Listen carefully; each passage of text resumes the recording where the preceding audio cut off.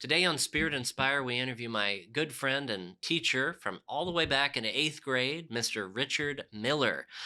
He taught in the Archdiocese of Louisville Catholic Schools for 17 years, and he shares a lot of wealth of wisdom and insights today on Spirit Inspire, starting right now. Broadcasting from the Cathedral of the Assumption in Louisville, Kentucky, this is Spirit Inspire. And now, here is your host. Hello, everyone, and welcome to another episode of Spirit Inspire. I'm your host today, John Soul, and joined with me is my co-host, Vincent Ricketts. Hello. Hello, Vincent. Good to have you here, as always. And we have a very special guest today, my long-term friend and teacher from my 8th grade broadcasting class. It kind of planted a seed in my heart to do this very work, Mr. Richard Miller. So thank you, Mr. Miller. It's good to have you here. Yeah, you're welcome. Thank you. Absolutely. So I figured we'd get into a little bit of... first off, maybe how we got to know each other, but also just kind of the what led you to the Archdiocese of Louisville, to teaching in our Catholic schools, and your heart for young people and education, as well as obviously the Lord, right? In that sense, but first, I guess, like, to draw the audience in, like, who are you? Where do you come from? Like, what is the reason you're on this show? And obviously it's because you have an incredible heart, a gift to me that you have been in my life for many years as my teacher, and I have been a student of yours in many different ways, well beyond 8th grade, right? We've had many conversations over the years. It's always a gift to have you at our family 4th of July each year, and other holidays. Yeah, and it's my privilege. Yes, it truly is, and I'm thankful to have you in my life in that way. But with that, maybe first, before we get into your own life and what brought you here, like, do you remember anything specific from our 8th grade broadcast class? I figured I'd start with that. It's kind of a goofy first question. Well, one that comes to mind because it's connected with you is when you and I believe it was Mike were the anchors for our morning broadcast, and you had a set of cards, and you were wanting to begin the program with using the cards, and like we were going to play Go Fish and pretend that we weren't paying attention to that went on air, right? And what did you say? I remember. I'd forgotten that part, that you wanted to play Go Fish, but I said that wouldn't be very professional. So I know you were disappointed, both of you. 8th graders like to do some crazy things sometimes. But as I recall, though, I don't think it was my idea, so I feel better about it now as I think about it. But at the same time, we were kind of upset. A lot of good memories in those grade school halls. But as a funny way, like, and I actually wanted to bring a deck of cards and start with Go Fish, but I forgot the cards, and I just said, yeah, it's something that doesn't matter. It's just an inside joke, but it's dealing with young people in that way that was really inspiring to me, because you didn't just let us do whatever we wanted. You had some kind of standards, even at 14. In an 8th grade broadcast class, it shouldn't really mean much to most anybody. You still had standards. I remember a test I took of yours, and you marked off for us not dotting our I's or crossing our T's or putting periods at the end of sentences. Like, to most kids, it's like, that's stupid. Like, I don't like this guy. But I don't know, like, getting to know you afterward, it kind of taught me, like, you paid attention to detail. You really cared, about things like that. Thank you, John. Bible tells us, whatever your hand finds to do it mightily as unto the Lord. And so I've tried to live by that what I'm doing, whatever it might be, is for God and for His glory. And I don't want to give God my second best. He has done so much for me. how can I give him any less than the best I can do? Yeah, that's exactly it. And that's kind of what inspired me to want to get into broadcast journalism in college, and has kept me on this path of doing a lot of this work to share media, to share God's plan for love and life and telling stories like this. But before we, again, jump in, I also know that you were not just a former teacher of mine, but a former teacher of Vincent's, right? When was this? Yeah, it was also 8th grade.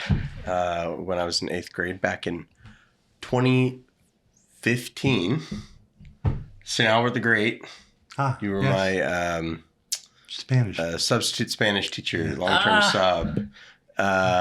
And so, so it's funny. I don't know what to call it, but I have like a weird thing that happens to me where I'll think of somebody like random that I've not encountered in years or whatever, and then for no reason at all, they'll just come into my mind, and then like within a matter of days, usually they like pop back up. Like I run into them again, and you were one of those people. So last year, I was thinking about, what was it? Well, so I got married back in April. So, a year ago, April. And my wife and I had we've kind of always agreed, we're gonna raise our children bilingual, Spanish, English. I got my degree in Spanish, bachelor's. And so I'm like, this is just what we're gonna do. Like, my wife's dad's side of her family are all Latino, and so it was just it was like, this is what we're gonna do, right?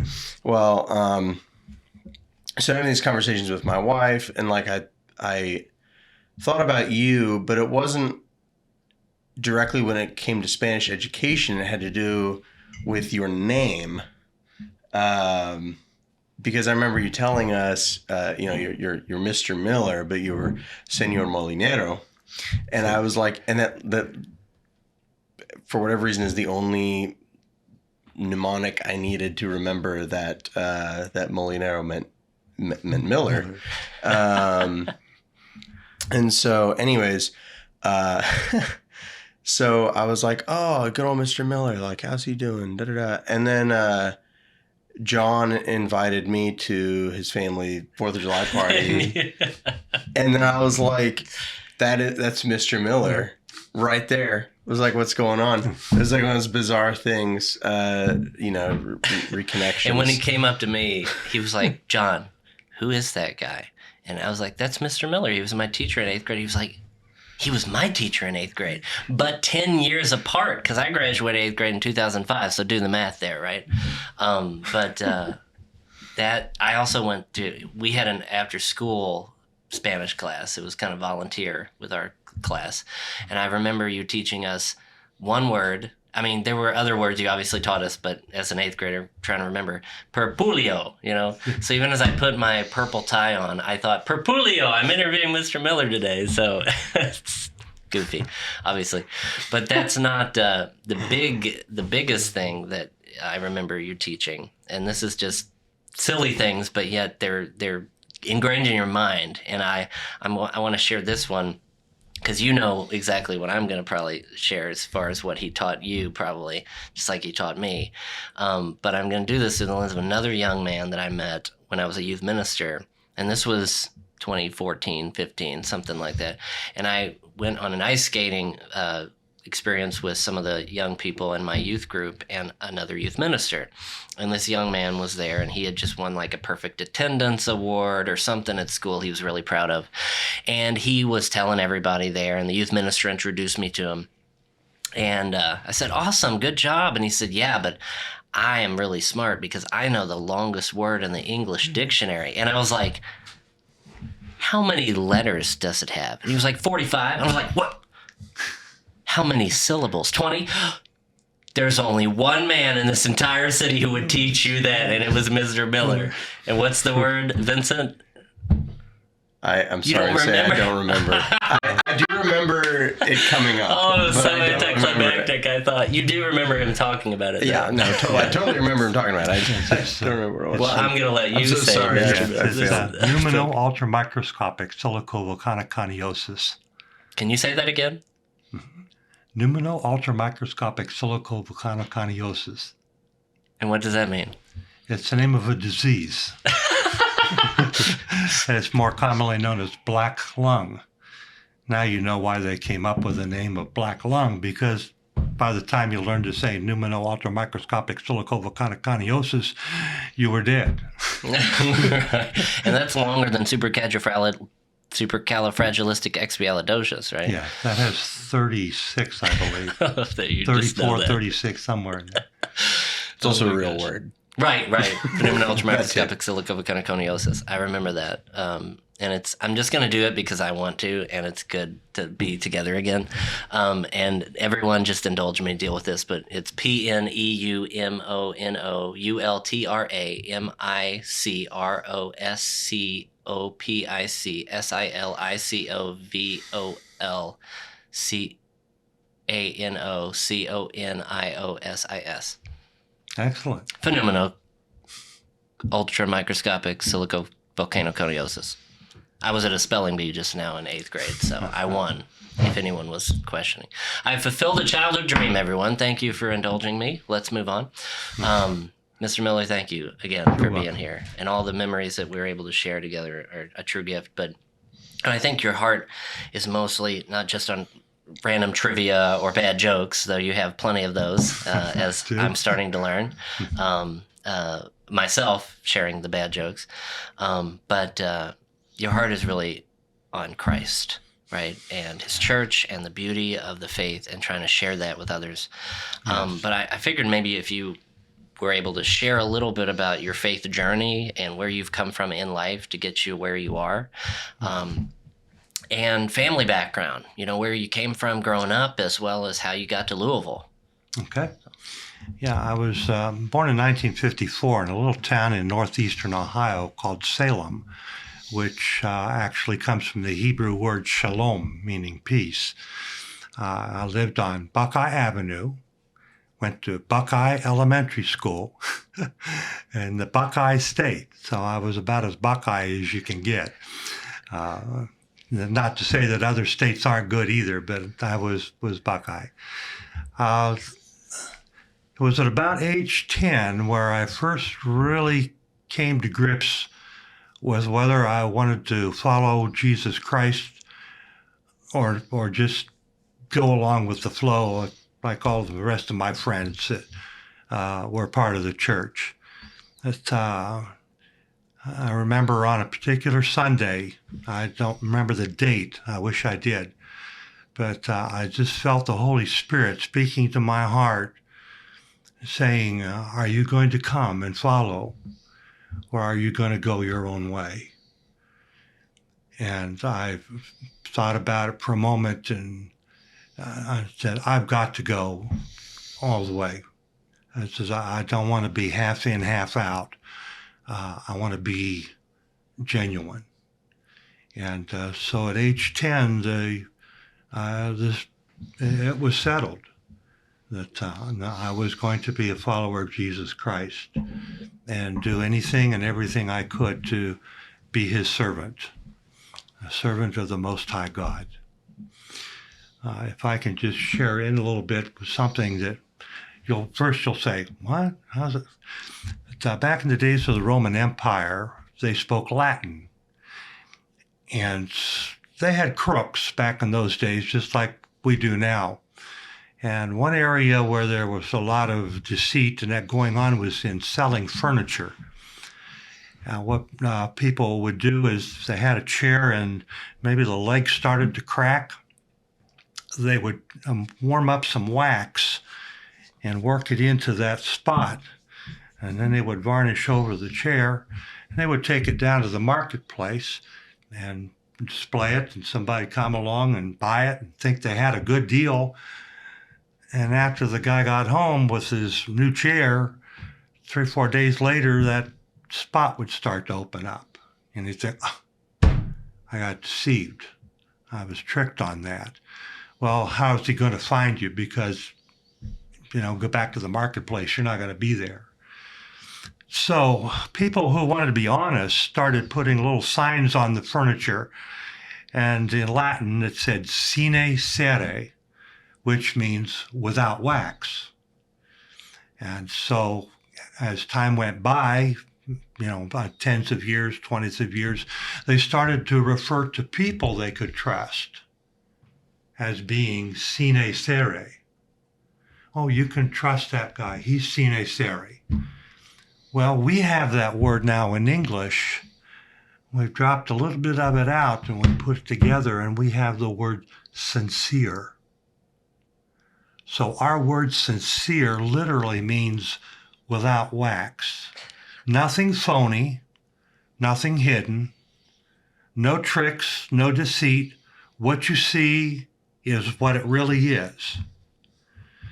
And I've been challenged by the Lord to live my life sine cere, to be real, to be genuine, not to just play the game of following Christ and being his servant, but to be his servant, not just wanting to look like somebody who was his servant. There's a university in North Carolina, I'm not sure what the name of it is, but their school motto is esse cum videre, which means to be rather than to seem. And to me, that connects with that sincereness. No wax, no tricks, no deceit, but being genuine and being a true follower of Jesus Christ and being his servant with a loving heart and with great joy in the wonderful honor of being his child and his servant. So from age 10, you had that sincere desire? Well, that came in later as I grew older, and I learned about the word sincerely and so forth. Right. But regardless, the intention of sincerity was there to grow. To truly be someone who was following Christ. Yeah. At 10 years old, that's remarkable. There's something to the faith that, develops slowly, but there's also moments in our life that we have confidence and certainty. Now, we're talking about the faith in Jesus, but it's a specific way that you've lived. Vincent, were you getting ready to say something? Yeah, well, I mean, I'd like to, there's a lot to dive in on this topic, and I'd like to stick with it for a little bit because Sure. This has been on my heart a lot lately in a lot of areas. Like, first of all, one of the fascinating things about Christ, and it's kind of almost a roundabout. I don't want to say it's a roundabout proof for his divinity, but it's maybe a kind of supporting evidence. Is the our utter inability to pigeonhole him. You can't put him in a box. Like, if you want to say, well, Christ is like some, hippie or something, like that's not it. If you want to say he's some like ultra conservative something, like that's not it either. The Romans couldn't make sense of him, the Jews couldn't make sense of him, the apostles couldn't make sense of him, we can't make sense of him, right? And so there's that aspect to him, which I think is like amazing, because you can sort of box mere humans in, but then there's this other thing about him, and it's so clear, if you read the gospel, and yet we try and get away from it. The fact that Christ is this, he puts a line in the sand, and there's no like midway point with him. It's look, either you're gonna pick up your cross and follow me, or you're not. Either you're for me or you're against me, and then there's that what is it, Revelation 8, about spitting the lukewarm out of his mouth Yes. and that sort of thing too. Right. Yeah. So it's very clear, I guess, that the authentic Christian life demands much, and has to, one has to be kind of sincerely all in. There's this, you have to place all your bets on Christ or walk away, like the rich young man. And so, like, how has that? I mean, was that something that you just kind of intuited at age 10, or was that something about him that you kind of developed over time? Well, my family was very faithful to the church, and so we were always in church. If the church doors were open, then we would be there. And I had a chance to observe my parents, hearing what we were being taught at church, and then looking at their lives and seeing the same thing in them as what I heard being taught. And I thought, that's really the only way to be. It's the only way to do it. And I can't say I really fully committed to that until I got to about age 10. And I felt the Holy Spirit speaking to my heart when we were at church. And I was listening to what was being taught, and the Holy Spirit spoke to me and says, "Are you all in, or are you not?"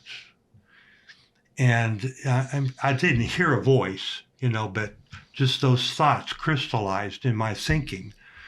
And there was a yearning in my heart. And I felt that, God was drawing me to commit to him. Mm-hmm. And so I said, yes, that is what I will do. Now, I can't say I've been perfect, all across those years. Right. Who can? Right. Yeah. So I haven't reached the point of perfection.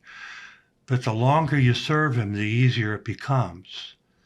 Because you develop those thought patterns in your minds and those habits of when you hear the Lord saying something to your heart, you do it because you're in the habit of doing it.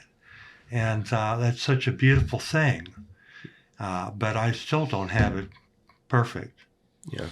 But I do want to say that anything anybody sees in my life that's good is what God has done. I take credit for the mistakes. Those are mine. The mistakes have my fingerprints all over them. But the good things have God's fingerprints on them. And he gets the credit and the glory, not me. The glory of God is in the salvation of souls, right? The guiding people to heaven and listening to them and accompanying them, but also teaching them and being capable of reprimanding someone if you need to. I mean, whether it's a silly game of playing custom Minesweeper in computer class and getting scolded like my friend did by you, which was hilarious. And then he complained about it, and then he had to, got in trouble again, and then he complained to another teacher down the hall and got in trouble a third time all in 1 hour. That's a silly example, but like, how often do we make the same mistake over and over and over, and we complain about the punishment or the consequences of our actions without realizing, well, maybe it's not the consequences that's the problem. Maybe it's our attitude. Maybe it's the actual behavior itself. And that's a lot harder to admit for many of us, right? And as silly as the Minesweeper analogy is, like we all played it in the 90s or early 2000s, I know that I'm dating myself with that. But there's also an old YouTube video that came out right when YouTube was new from a group called College Humor that was like Minesweeper the movie, and it was really just a trailer. Goofy guys like running around trying to avoid mines in an actual field, and they acted like they were in a real war zone. It was pretty funny. But how many people literally step on landmines with relationships and drug addiction and all the things that the world throws at them that are offering comfort and peace, and they don't avoid them. They go right toward them because they don't know what steps to take and how to look at life in a way that is both intellectual, but also is meaning objective, but also subjective. Like you have to have both. But there's also clear-cut ways to live that are healthy, that are universal to all of us. So it's truly important. Yes. I might add that I did let the students play Minesweeper, but I didn't let them set it up so that there was only one bomb out of 100 squares. So just about anywhere you clicked, you would win. You win the very first click. They weren't using any mathematical skills to figure things out. And this boy that John's referring to had it set for just one, and I happened to be walking by as he clicked on that. So that's the rest of the story on that. Oh my goodness. That was back in the days of 3.5-inch floppy disks, and you couldn't even fit a PowerPoint presentation on one disk. You had to cut it in half to fit it. Good old days, right? Vincent, you wouldn't remember any of that, though, would you? No, I don't. I'm too young for floppy disks. Yeah, everybody would talk about them like they're ancient treasure or something. Like they are. It's like records, I think it's a good memory to have. Mm-hmm. It was simpler times, in other words, right? This was like before the internet, before YouTube and all that even came out. Like when I graduated 8th grade, when I was going through broadcast class with you, YouTube had just been founded. Facebook had just been founded. Social media was like not even a thing. People were still buying things on eBay because Amazon was just selling books, right? I mean, that's what Amazon originally was. There was no mentality of let's shop online only, right? Mm-hmm. And everything has changed in the last 20 years, if you can believe it's been almost 20 years. It's hard to believe. I know.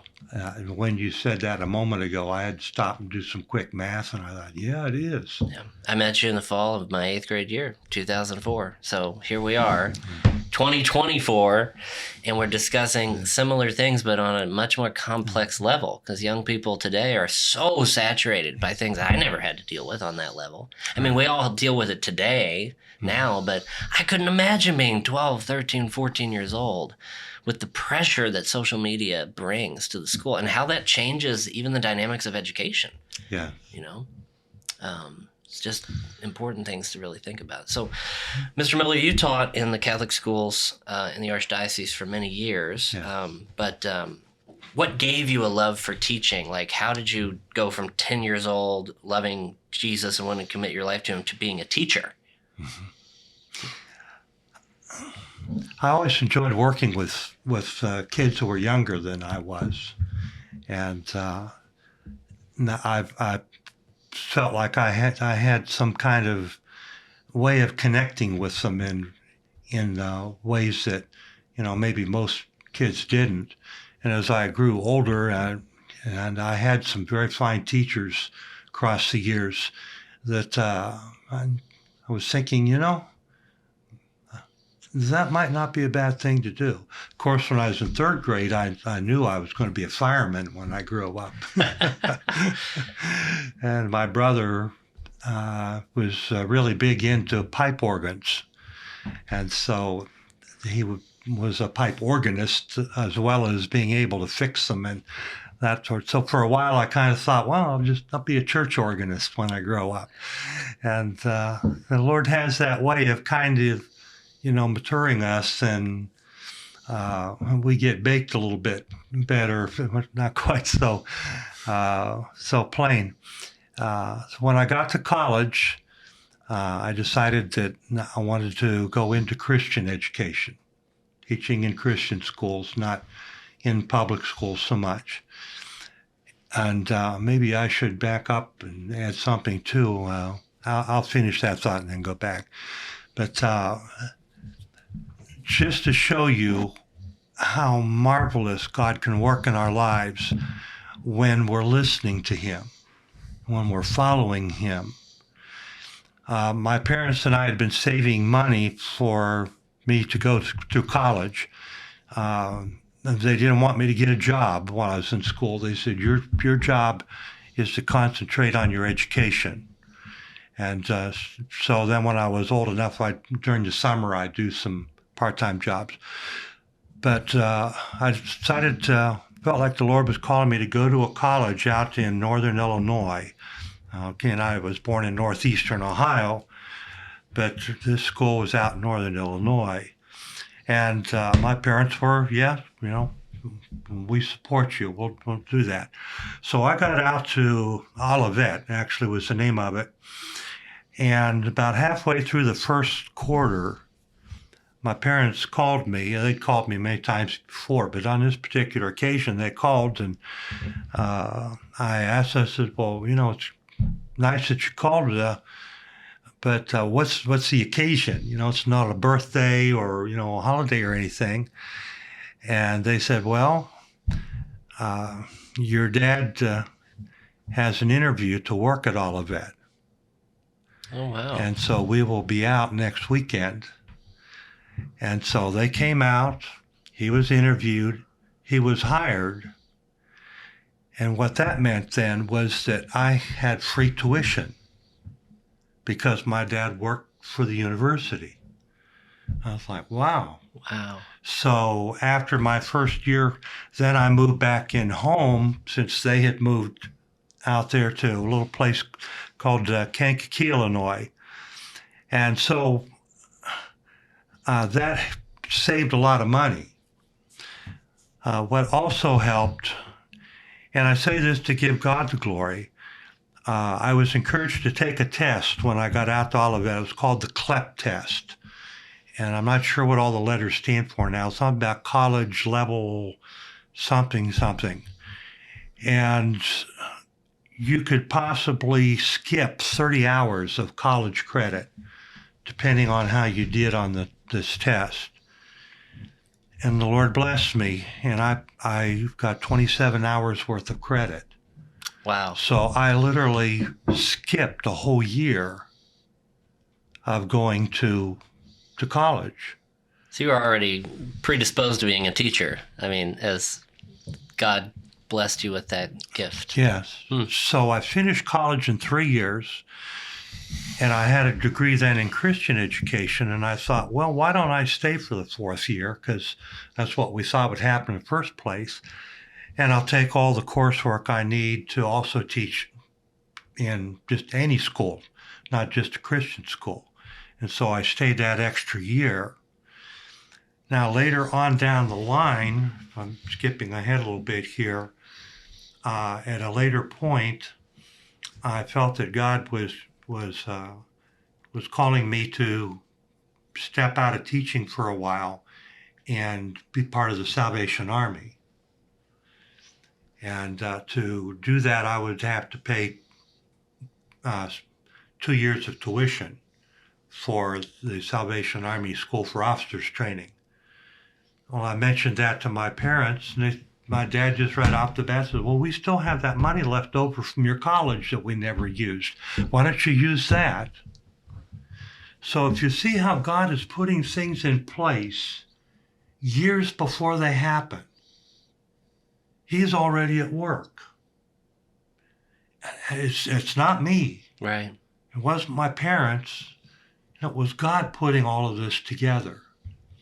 When I was getting ready to go into high school, now to back up to the other point that came to mind, that summer you were to sign up for the elective classes that you wanted to take. Well, my last name, Miller, that's German, and my brother had taken German. He was 6 years older than I was, so he had already completed going through high school with German. And I thought, I'll take German. But as I went to mark that on the paper, I felt something inside of me say, no, not German. I was kind of puzzled, and I thought, okay, well, I won't sign up for German now. If this is God speaking to me, He'll give me some kind of confirmation. So the next day I went back and sat down with the paper and was ready to mark German. And again, I felt the Holy Spirit checking me, saying, no, not German. Well, there were 2 other languages taught at the high school, French and Spanish. And I felt this tug towards Spanish. Can't tell you why.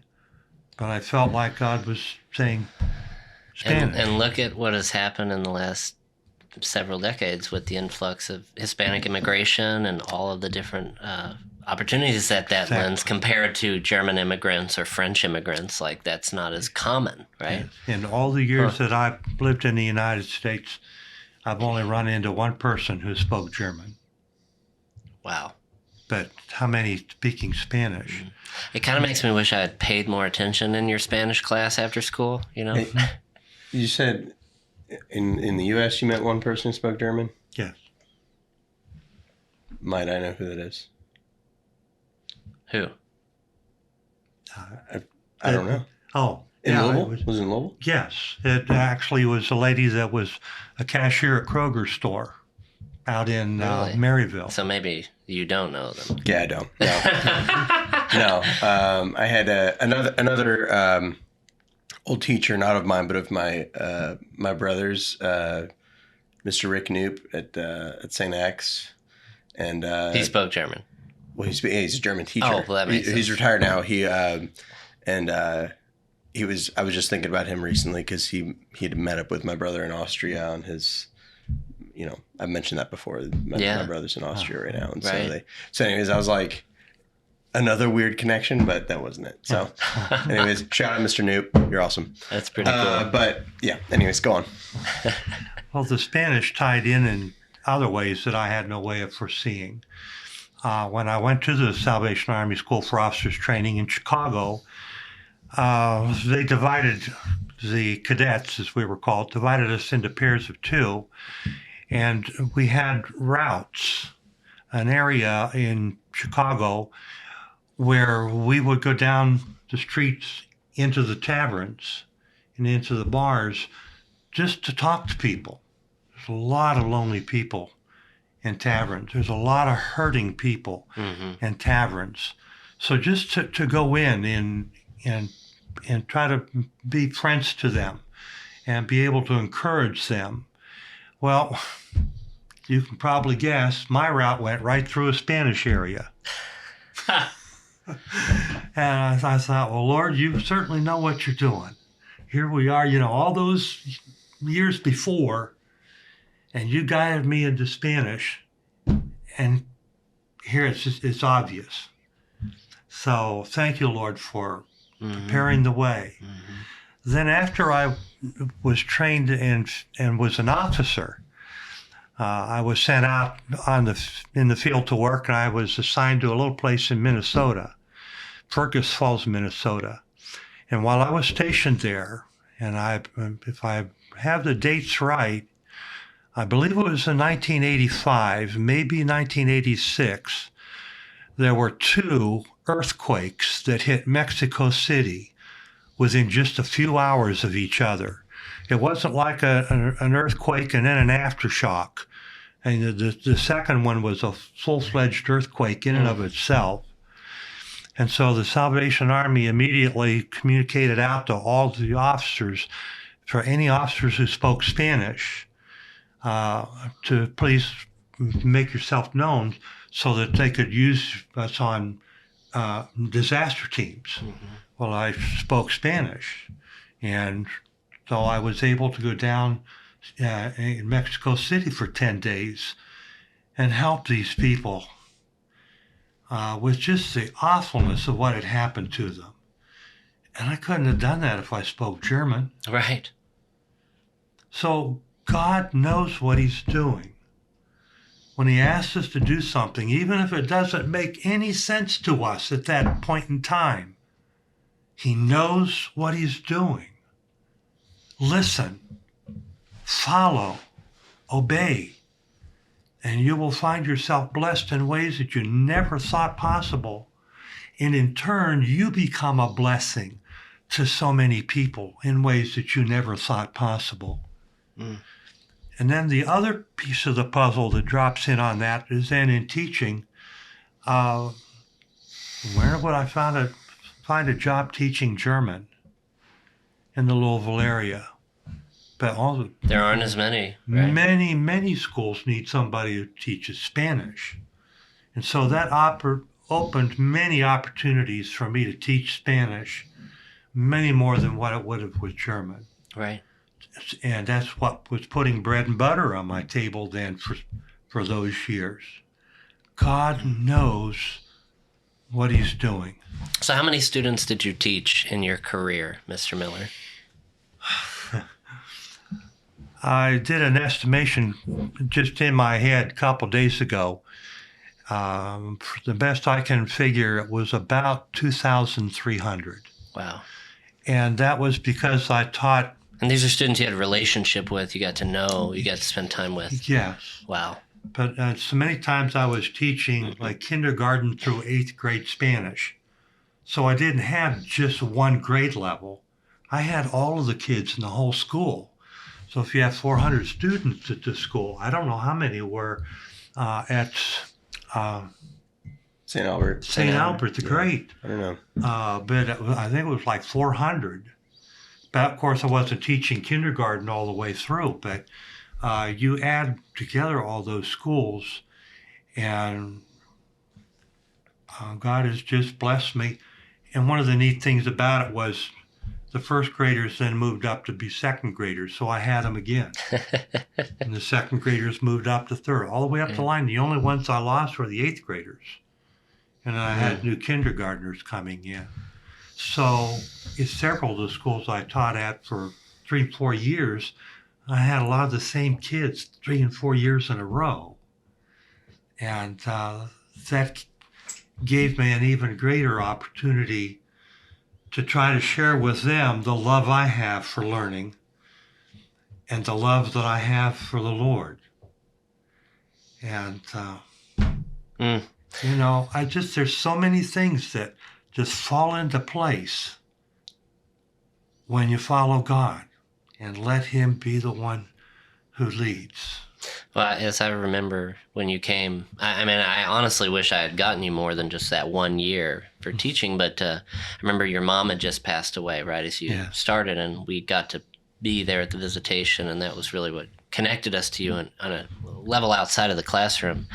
But that kind of opened the doors for me to get to know you as a person, not just as a teacher. Because, you know, students, I think, have this perception of your teacher is like lives at the school. And if you see him outside, it's so weird. Like, what? But when my dad just started inviting you over for our family 4th of July, I just got to know you as a person.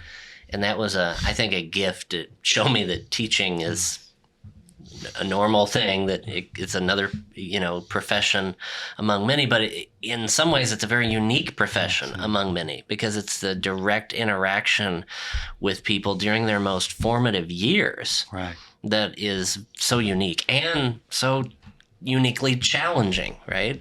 I mean, based on your experience teaching young people, what sense do you have about the church today and about the state of education in the church and the world today? And not just with the students you've met with, but the parents, the administration, the leadership, all of how that works. Yes.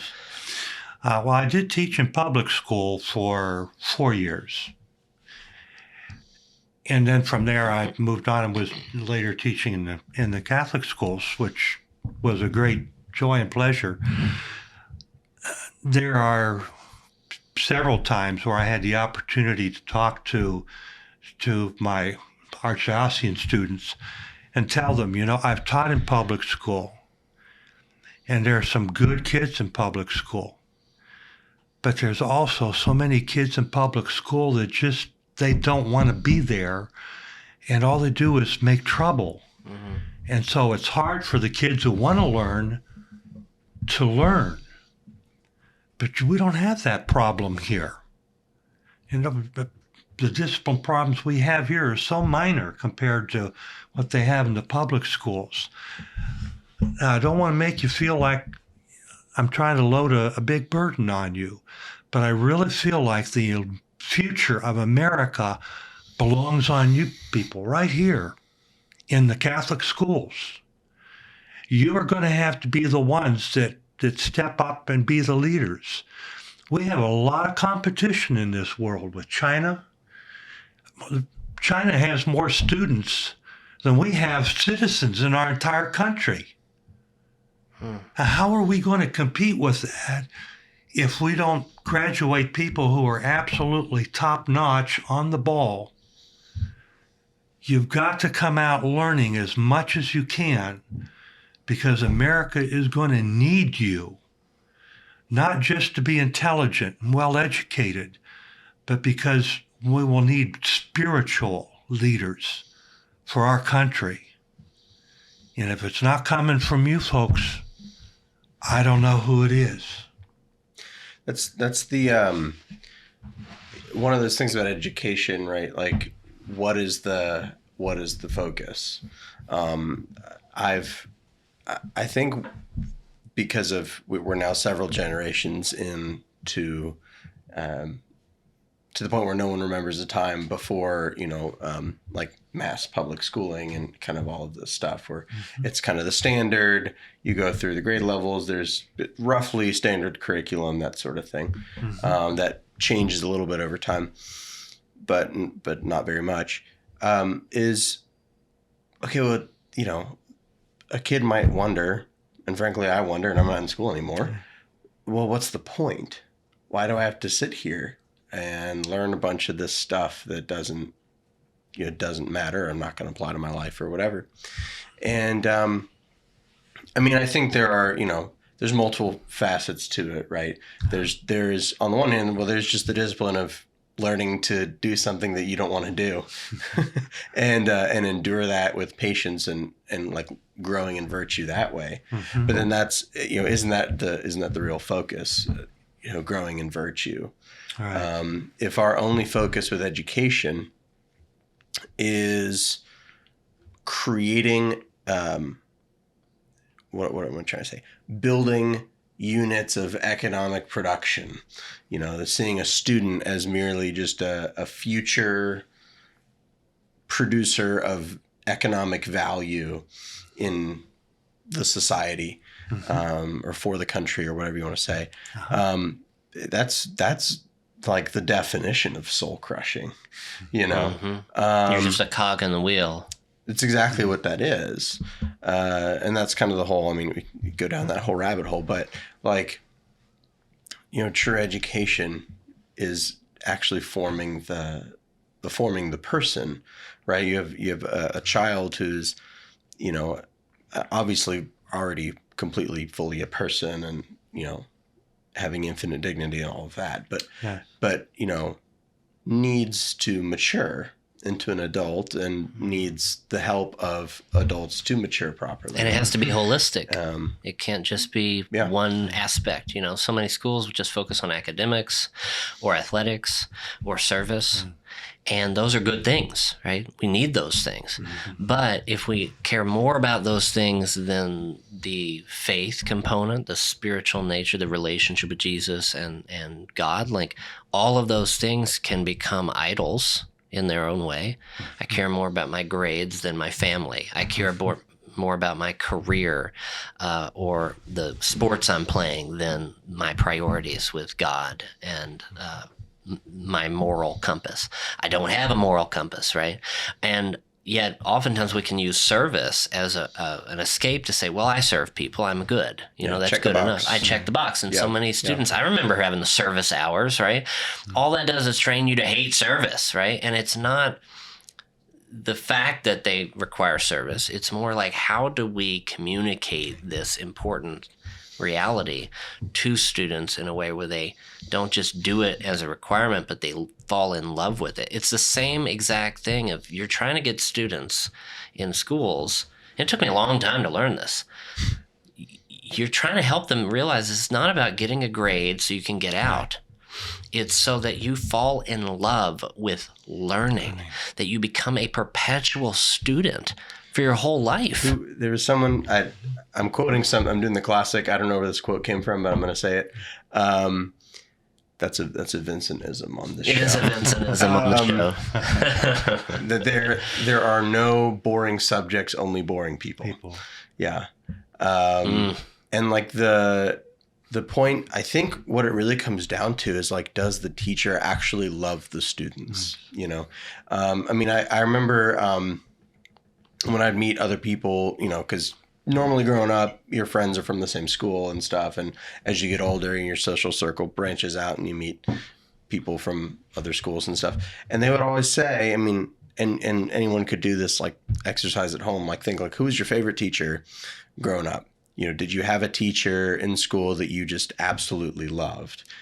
I guarantee you, whoever just came into your mind because you could tell that they loved you. Yeah. You know, you could tell that they actually wanted you to grow and they actually cared about your good, and that they would put in the work for you, and like that it wasn't about, you know, just checking the box so that the state doesn't come after my funding. Okay. But actually like truly loving the students. And man, they like students, like they can smell that out. Yeah. Like kids, I mean, so often, I mean, I do what, for my job, what John has done for a long time, which is the Bright program. I go into schools and I talk about healthy relationships and kind of all this stuff. And it's amazing. One of the most frequent comments we get from students at the end is something to the effect of, "Thank you for talking about something that actually matters," which I think translates to, gosh, I feel like I'm just jumping through hoops because the state says I have to. And, maybe the teachers feel that pressure and it's largely out of their control. And so, like, being able to sit down with a student and say to them in a very direct, because you have to, because you don't have that much time with them, be like you matter, you have value. If I'm in a Christian school, I get to be more direct, to be like, God loves you more than you could possibly fathom. Right. But just, and then like the reaction to that. I mean, some of these kids never heard that. Well, and that's partly because we're seeing a breakdown of the family. In many ways, it's a hard reality when kids aren't getting their basic needs met to be told those things. You, as an educator, find yourself having to fill that gap on some level. Not replacing the parents. You can't, right? Mm-hmm. They're always going to be the most influential in a child's life, whether they abdicate that role or embrace that role. But we still play a role in a young person's life. And I mean, when you were even saying that, one of the people that came to my mind was this man right here. Yeah. I mean, truly. The Lord be praised. That's right. And a couple others, that's so important. So we're kind of moving toward the end of our time together. We have maybe 5 or 10 minutes left or so, but I figured this would be an opportunity to really just kind of get into the heart of,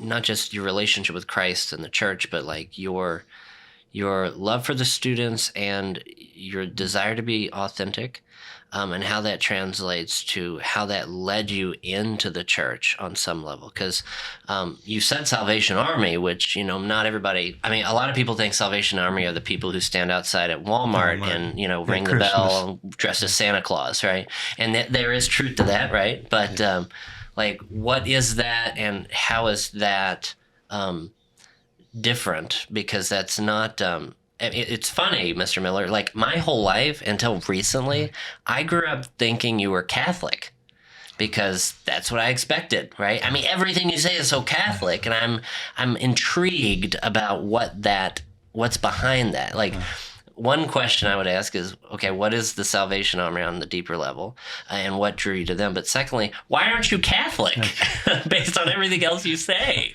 I don't know if you're aware of this, but your father asked me that very question 15, 20 years. Well, I guess it would have been, but at your graduation, I think was when it was. Really? Yes. He and I were up in the balcony, and he was, of course, videotaping it, and I just happened to be looking for a seat, and that was about the only seat left at that point. And as you folks started to recess, he ran down to videotape you as you were all walking out. So he and I weren't, we lost, we weren't being next to each other. But when we got over to the gymnasium then for the actual graduation, right, I walked in over there, and your dad saw me, and he came over and put a big arm around me. He says, I have just one question for you. Why aren't you Catholic? He says, you are more Catholic than most of the people in there. Oh my gosh, I didn't know that.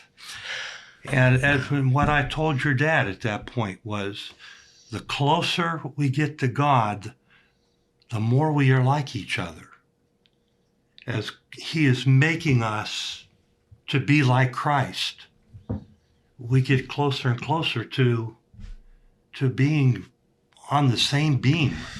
You know, there may be some differences in, the terminology that we use, or, who wears a robe and who doesn't, and this kind of thing. But in the essence of it, it's loving Jesus Christ, being a servant of God, doing everything that we can to be his hands to help people in the world. The more we become like him, the more we become like each other, because we're all growing toward that same thing. My goodness. There's a lot to ponder there. Because, as Catholics, we have this desire it's the Great Commission, to share the gospel, make disciples of all nations, baptizing them in the name of the Father and of the Son and of the Holy Spirit, and teaching them to observe all that Christ commanded, right? And, we believe that he established the church, under St. Peter and all the apostles, and there's this structure, and that's how it grew and expanded on some level because of the positioning of where they were and the geographical location, but also just the gift of, the depth of love that the apostles experienced with his death and resurrection. And then to guide people to the Eucharist, right? This is my body, this is my blood, like the source and summit of our faith, which is something that I've reflected on, being the name of this podcast is Spirit and Spire. So it's the depth and the heights, right? The source and summit. And so in many ways, what you're sharing is very much the depths of your relationship with Christ. In a charismatic, transcendent way, right? But then there's the hierarchical, infrastructural way that can sometimes get lost in semantics and, terminology, as you said. But then there's also the mystery of conversion, right? That all of us are called to enter more deeply into. And, you never know, Mr. Miller, you might find yourself becoming Catholic one day, right? But at the same time, there's this unity that we have shared that transcends the boxes that we can put Christ in, right? Because Christ gives us the sacraments, he gives us the infrastructure of the church, but he also can operate however he wants because he's God, right? But there's something that we have to hold on to, because there's the rock, there's the certainty that I want to be sincere in my faith. And growing up Catholic, it's like, I'm all in. I don't pick and choose. This is what I believe. And yet even within the heart of the church, I've found hypocrisy and confusion and division and people who quote the same exact Vatican documents and interpret them differently, and it drives me nuts. And yet they all claim to be authentically Catholic, and I'm like, I don't even know what that means anymore sometimes, even though I do, right? It's just, there's a lot to that. So thank you for sharing that. There's a little bit more that I'm sure that'll open up more conversation outside of our time together. But Vincent, do you have any thoughts with all that? No. No, I love that. Sometimes I can see there's something stirring. Sometimes I'm like, I don't know. I just want to throw it to you. There's a lot in there, but only about 5% of the time are there adequate or articulate words that won't involve me droning on and backtracking and doing all the stuff that I conversationally tend to do. So I'm not going to do that to either of you or our audience. I will shut up now. We have another few moments. Can I share a kind of an illustration about a spiritual truth? Yeah. We have a couple minutes to go, so we can definitely do that real quick. Well, back in 1859, there was a man named Charles Blondin, who was a Frenchman. He had come over to the United States, and he was an acrobat. He would walk tight ropes. And he thought it would be really cool to be the first person to walk across Niagara Falls on a tightrope. And so the day was announced, it would be such and such a date. And I've read so many different accounts, and none of them all completely agree with each other. But one said there was not many people there. Somebody else said 25,000. But anyhow, there were people there to watch, and they were at both ends of the wire. And he started on the American side, and he was walking across this rope using a balancing beam. That was the only thing he had. He was hundreds of feet in the air. Nobody knew for sure how deep the water was underneath him, as the current was so fast. Nobody had ever been able to measure the depths there. But he got halfway across, and he got 3/4 of the way across, and they were holding their breath, and he got all the way across. And the people on the Canadian side, oh, hooray, hooray, he's done it, They were all clapping and everything. And Charles Blondin motioned for them to be quiet. And he said, okay, you've seen me come across. How many of you think I can go back across? Oh, yeah, you can do it. You says, great. Which one of you is going back on my back? There was one guy who said, I'll go. And so he got up to that little platform at the end of the wire, and they got him up on Charles Blondin's shoulders. And together they went back across that rope to the other side. To me, that is a perfect explanation of what faith is. It's easy to say, oh, yeah, I believe in the Bible. Oh, yeah, I believe in God. But we all come to points in our life where there's a tightrope across a very hard place, whether it's the death of someone in our family, or we've lost a job, or there's things that happen. And God says to us, do you believe I can take you across? And we have to decide whether we say, yes, Lord, I believe. I put my faith in you. Let's go. Or whether it's, isn't there a plan B? No. But to have that faith in him, that confidence that he can take us through. This is not a challenge to him. He is the living God. Will you trust him? And to put ourselves into his hands and say, Lord, if this is the way across, let's go. Let's give the devil a black eye. By the Buckeye. What I was about to say, when you started this story, that's beautiful. I literally read that this morning. What? It was a slight praise. It was a slight. The only difference was same story, except instead of him saying who's going to go across my back, it was that he was going to push a wheelbarrow across, and he was asking who's going to get in the wheelbarrow. But same exact story. Same story. And what you read is probably correct, because over the years, it was more than 40 times that he walked across the tightrope over Niagara Falls. And he'd do something different every time. One time he stopped in the middle. He actually had a little stove on his back. And he got it off. What? And he fried an egg. No way. Ate it. That's right crazy. out in the middle of this cable. And another time he went across on stilts. And I would try once and die. Like, that's what would happen. Right. Oh my gosh. So, That's pretty amazing. That's amazing that you But read yeah, that. I was like- That's another Vincent moment for you. Like, literally, you think of someone and then you see them. You just thought you saw that story, and then he tells us. So as soon as I was like, because I didn't remember the guy's name, but I was just like, as soon as you said he was an acrobat, I was going to go across Niagara Falls. I was like, are you about to say, do I know exactly where this is going? And I didn't know exactly where it was going. That was bizarre. It All is. right, cool. Well, I'm amazed. Be praised. I have to say this as we conclude today. I thank you from the bottom of my heart for being such an excellent teacher in my life, and such a committed and sincere man of God. who gives the glory to God always, and recognizing that maybe your mistakes are what your signature's on most, but you also cooperated with God, and that is part of the gift of who you are as a man in my life and as a teacher to so many students.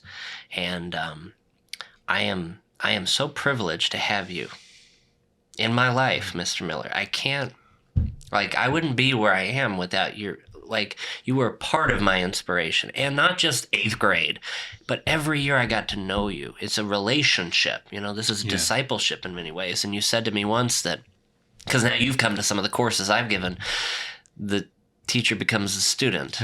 And that was one of the greatest compliments I've ever received in my life as a man. So I thank you for this time together. You're welcome. I hope we can do it again. I'm the one who's greatly honored as well. I thank you for your kind words. But as you said, we give the glory to God. That's right. Anything good you see in me is what he has done. Love you. Thank you for your kindness and your friendship. Absolutely. You have any closing thoughts? Several things come to mind, but they would probably take too long. Well, we can talk after. How about that? That'll be great. Beautiful. All right. Well, everybody, thank you all so much for spending time with us, and our good old friend, Mr. Miller, our teacher and dear friend. And we just ask that you pray for us. We'll pray for you. Yes. And we'll see you on another episode of Spirit and Spire. God bless. Yes.